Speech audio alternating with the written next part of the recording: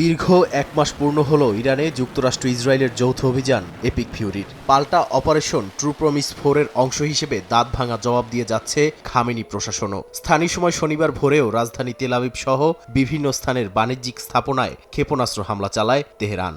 শুধু ইরানি নয়, ইসরায়েলি বাহিনীর বিমান লক্ষ্য করে ভূমি থেকে আকাশে রকেট হামলা চালিয়েছে লেবাননের সশস্ত্র গোষ্ঠী হিজবুল্লাহ। এছাড়া দক্ষিণের সীমান্ত থেকে ইসরায়েলে হামলা চালানো হয়। পাশাপাশি ইয়েমেন থেকে ইরানের প্রতি সংহতি জানিয়ে ইসরায়েল অভিমুখে ক্ষেপণাস্ত্র হামলা চালায় হাউথিরা।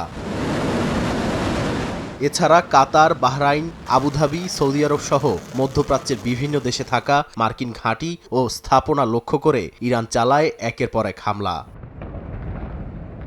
এর আগে শুক্রবার রাতে ইরানের বুশেরা শহরে থাকা পারমাণবিক স্থাপনাকে লক্ষ্যবস্তু বানায় নেতানিয়াহু বাহিনী। শনিবারও তেহরান বিশ্ববিদ্যালয়ে চালানো হয় আক্রমণ। এছাড়া পশ্চিম ইরান, কেরমানশাহ প্রদেশ এমনকি জানজান শহরেও হামলা চালায় ইসরায়েলি সেনারা। লেবাননের অবস্থা আরও ভয়াবহ। দেশটির দক্ষিণাঞ্চল এবং রাজধানী বৈরুত ছাড়াও কফার তেবনিদ শহর সহ বিভিন্ন স্থানে হামলা চালিয়েছে দখলদার সেনারা।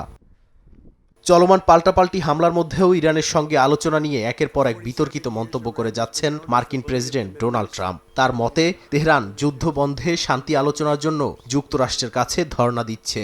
একই সঙ্গে তিনি বক্তব্যের সময় হরমুজ প্রণালীকে ট্রাম্প প্রণালী আখ্যা দিয়ে তেহরানের জ্বালানি স্থাপনায় হামলার হুঁশিয়ারি দেন।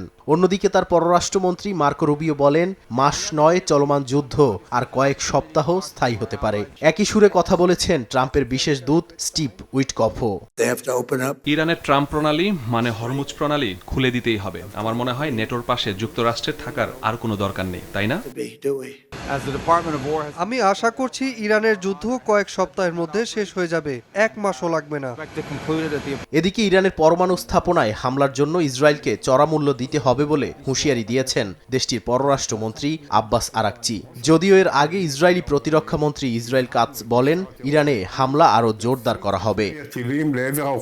নাদিম মারজান, সময় সংবাদ।